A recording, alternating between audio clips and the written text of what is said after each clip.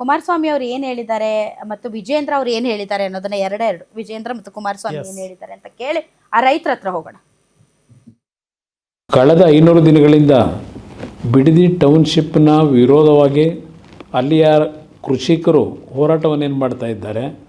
ಆ ಕೃಷಿಕರ ಹೋರಾಟದಲ್ಲಿ ಆ ಸ್ಥಳದ ಮಹಿಳೆಯರು, ಹಲವಾರು ಹಿರಿಯರ ಒಂದು ಹೋರಾಟಕ್ಕೆ ನಿರಂತರವಾದಂಥ ಬೆಂಬಲವನ್ನು ಶಾಂತಿಯುತವಾಗಿ ನೀಡ್ತಾ ಇರ್ತಕ್ಕಂಥದ್ದೇನಿದೆ.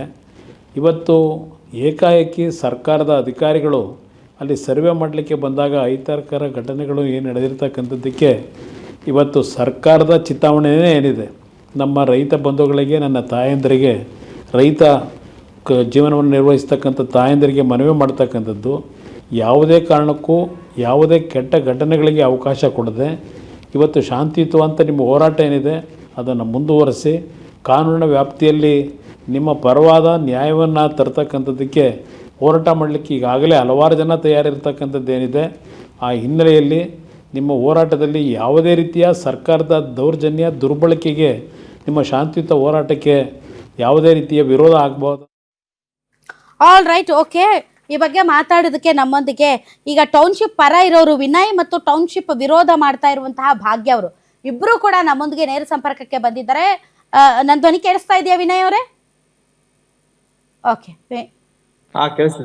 ಓಕೆ, ಭಾಗ್ಯ ಅವರೇ ನನ್ನ ಧ್ವನಿ ಕೇಳಿಸ್ತಾ ಇದೆಯಾ ನಿಮ್ಗೆ? ಭಾಗ್ಯ ಅವರೇ, ಇದು ಯಾಕೆ ವಿಕೋಪಕ್ಕೋಯ್ತು? ಯಾಕೆ ಅಧಿಕಾರಿಗಳ ಮೇಲೆ ಹಲ್ಲೆ ನಡೆಯುವಂತಹ ಒಂದು ಪರಿಸ್ಥಿತಿಗೆ ಹೆಂಗೋಯ್ತು? ಏನ ಪ್ರೊವೊಕೇಶನ್ ಅದು?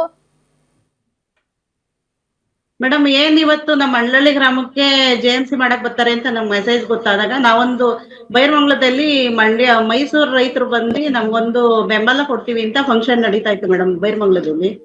ಅಲ್ಲಿಂದ JMC ಗಾಡಿಗಳು ಪೊಲೀಸರು ಎಲ್ಲ ಬಂದಾಗ ಮಳ್ಳಳ್ಳಿಗೆ ಹೋಯ್ತಾರೆ ಅಂತ ಮಾಹಿತಿ ಕೊಟ್ಟಾದ್ಮೇಲೆ ಎಲ್ಲಾರು ನಮ್ಮೂರಿಗೆ ಬಂದ್ವಿ ಸರ್ ಮೇಡಮ್ ಮಳ್ಳಳ್ಳಿಗೆ. ಅವಾಗ ನಾವು ಶಾಂತಿಯುತವಾಗೇ ಕೂತಿದ್ದೋ, ನಾವು JMC ಮಾಡಕ್ ಬಿಡಲ್ಲ ಅಂತ ಸದ್ದಿಲ್ದೆ ಕೂತಿದ್ದೋ. ಆಮೇಲೆ ಪೊಲೀಸ್ನವ್ರು ಬಂದ್ರು, ಅವ್ರು ನಮ್ ಜೊತೆ ಮಾತುಕತೆ ನಡೆಸ್ತಿದ್ರು. ನೋಡಿ ಸರ್, ಹಿಂಗೆ ನಮ್ಮ ಇಷ್ಟಿಷ್ಟು ಬೇಡಿಕೆ ಇವೆ, ನಮ್ಗೆ ಏನ್ ಆಗ್ಬೇಕು ಅನ್ನೋದೆಲ್ಲ ಮಾತಾಡ್ಕೊಂಡು ನಿಂತಿದ್ವ ಮೇಡಮ್.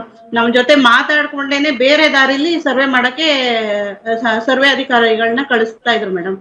ಅವಾಗ ನಮ್ ರೈತರು ನಾವ್ ಇಲ್ಲಿ ಕಷ್ಟ ಹೇಳ್ಕೊತಾ ಇದೀವಿ, ಆದ್ರೂ ನೀವು ಕೇಳ್ದಿರಾ ಇಲ್ಲಿ ನಮ್ಮನ್ನ ಓಲೈಸೋ ಕೆಲಸ ಮಾಡ್ಕೊಂಡು ಬೇರೆ ದಾರಿಲಿ ನೀವು ಸರ್ವೆ ಮಾಡಕ್ ಕಳಿಸ್ತಾ ಇದ್ದೀರಾ ಅಂತ ರೊಚ್ಚಿಗೆದ್ರು ಮೇಡಮ್. ಇದಕ್ಕೆಲ್ಲ ಮುಖ್ಯ ಕಾರಣ ಸರ್ಕಾರನೇ ಮೇಡಮ್. ನಾನು ಆ ಸರ್ಕಾರದ ಮೇಲೆ ಹೇಳ್ತೀನಿ, ನಮ್ಮನ್ನ ಇವತ್ತು ರೊಚ್ಚಿಗೆದ್ದಿರೋಕೆ ಮುಖ್ಯ ಕಾರಣ ಸರ್ಕಾರನೇ ಮೇಡಮ್. ಆಯ್ತು, ಈಗ ಅಲ್ಲಿ ಅದು ಸರ್ಕಾರಿ ಅಧಿಕಾರಿಗಳ ಮೇಲೆಲ್ಲ ಕೈ ಮಾಡಿದಾರಲ್ಲ, ಕಲ್ಲೆಸ್ತಿದ್ದಾರೆ ಮತ್ತೆ ಪೊರಕೆಯಿಂದ ಹೊಡೆಯಕ್ ಹೋಗಿದ್ದಾರೆ. ಅವ್ರದ್ದು ಏನ್ ತಪ್ಪಿದೆ ಮೇಡಮ್? ಅವ್ರು ಸರ್ಕಾರ ಹೇಳೋದು ಮಾಡಕ್ ಬಂದಿರ್ತಾರೆ ಪಾಪ. ಅವ್ರಿಗೇನಾದ್ರೂ ನಿಮ್ಮ ಭೂಮಿನ ಕಸ್ಕೋಬೇಕು, ಸ್ವಾಧೀನ ಮಾಡ್ಕೋಬೇಕು, ನಿಮ್ಗೆ ಇಷ್ಟ ಇಲ್ಲ ಅಂದ್ರೂ ಕಬಳ್ಸ್ಕೋಬೇಕು ಅನ್ನೋದು ಅವ್ರಿಗೇನು ಆಸೆ ಇರುತ್ತೆ ಹೇಳಿ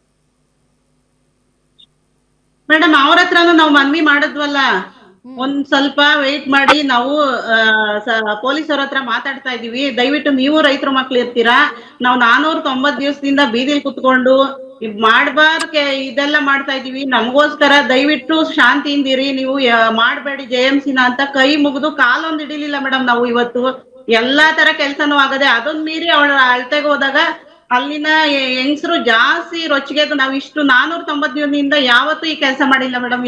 ಶಾಂತಿಯಾಗೆ ನಾವು ಹೋರಾಟ ಮಾಡ್ಕೊಂಡು ಬರ್ತಾ ಇದೀವಿ.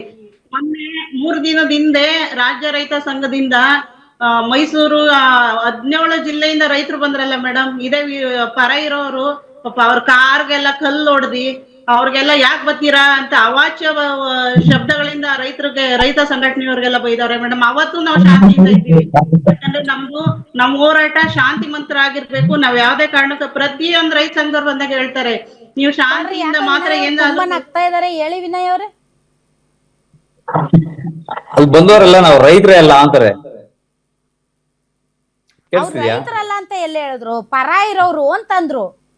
ಪರ ಇರೋರು ನಮ್ಮ ಹೊನ್ನೂರು ಪ್ರಕಾಶಣ ಬಂದಿದ್ರು, ಅವ್ರ ಮೇಲೆ ಒಂದ್ ಸ್ವಲ್ಪ ನಮ್ಗೆ ಗೌರವ ಇತ್ತು. ಅಲ್ಲಿ ಸ್ಟೇಜ್ ಅಲ್ಲಿ ಹೇಳ್ತಾರೆ ಅವರೆಲ್ಲ ತಾಯಿನ ಮಾರ್ಬಿಡ್ತಾರೆ ಅಂತ. ಅವ್ರ ಒಬ್ಬ ರಾಜ್ಯಾಧ್ಯಕ್ಷ ಆಗಿ, ಒಬ್ಬ ರೈತ ಸಂಘದ ರಾಜ್ಯಾಧ್ಯಕ್ಷ ಆಗಿ ಅವ್ನ್ ಮಾತಾಡೋ ಮಾತಾದು ಅವರು ಹೊಡಿಲಿಲ್ಲ ಮೇಡಮ್. ಅದು ನಮ್ಮ ಸಹೋದರಿ ಭಾಗ್ಯಕರು ಹೇಳ್ಬೇಕು. ಅವರು ಬಹಳ ಏನು ಕಲ್ಲೆಸಿದ್ರು, ಅವಾಚ್ಯ ಶಬ್ದ ಬೋದ್ರು ಅಂತ ಹೇಳ್ತಾವ್ರಲ್ಲ, ಅವ್ರ ಎಲ್ಲಿ ಹೊಡೆದ್ರು ಈ ಇವತ್ ಮಾಡತ್ರಲ್ಲ ಆತರ ನಾವೆಲ್ ಮಾಡ್ದು ಅಂತ ಅವರೇ ಹೇಳ್ಬೇಕು. ಅಲ್ಲ, ಇದು 500 ದಿನದಿಂದ ನಡೀತಾ ಐತೆ, ಯಾವತ್ತು ಹಿಂಗ್ ಮಾಡಿರಲ್ಲ. ನಾವು ಬಂದಿದ್ವಿ, ನಿಮ್ಗೂ ಗೊತ್ತು ವಿನಯ್ ಅವ್ರೆ, ಯಾವತ್ತು ಈ ತರ ಹಿಂಸಾಚಾರಕ್ಕೆ ಇಳಿದಿರ್ಲಿಲ್ಲ. ಇವತ್ತು ಭೂಮಿಯಲ್ಲಿ ಟೇಪ್ ಹಿಡ್ಕೊಂಡು ಬಂದಿದ್ದಕ್ಕೆ ರೊಚ್ಚಗೆದ್ದಿದ್ದಾರೆ ರೈತರು. ಒಂದು ನಿಮ್ ಈಗ ಪ್ರಕಾರ ಇದೇ ಇವತ್ತೇನಾಯ್ತು? ಇವತ್ತೇನಾಯ್ತು ಒಂದ್ ನಿಮ್ ನಿಮಿಷ. ಪ್ರಕಾರ? ಈಗ ನಮ್ಮ ಭಾಗ್ಯಕ್ಕವರು ಇದಾರಲ್ಲ, ಈಗ ಅವರು ಒಂದು 5-6 ಎಕರೆ ಅವರು ಮಾರಿದ್ದಾರೆ. ಅವತ್ತಿಲ್ದ ಹೋಗಿದ್ದು ಇವತ್ತು ಯಾಕೆ? ಇವತ್ತು ಇವ್ರಿಗೆಲ್ಲ ಏನಾಗಿದೆ ಅಂದ್ರೆ ಅವತ್ತು ಕಮ್ಮಿ ರೇಟ್ ಕೊಟ್ರು, ಇವತ್ತು ಕೋಟಿಗಟ್ಲೆ ಬರ್ತಾ ಇದಲ್ಲ ಇವ್ರಿಗೆ ಎಲ್ಲ. ಅದು ಒಂದು ಇದಾಗೈತೆ.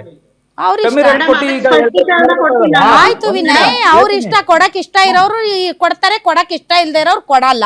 ಅದನ್ನ ನಾವ್ ಡಿಸೈಡ್ ಮಾಡಕ್ಕಾಗಲ್ಲ. ಅವತ್ ಕೊಟ್ರಿ ಇವತ್ತೇ ಕೊಡಲ್ಲ, ಜಾಸ್ತಿ ಕೊಡ್ತೀರಿ ಕಡಿಮೆ ಕೊಡ್ತೀರಿ, ಅವ್ರ ಇಷ್ಟ. ಅದು ಅವ್ರ ಭೂಮಿ, ಅವ್ರ ಇಷ್ಟ. ಬಟ್ ಇವತ್ತೇನಾಯ್ತು?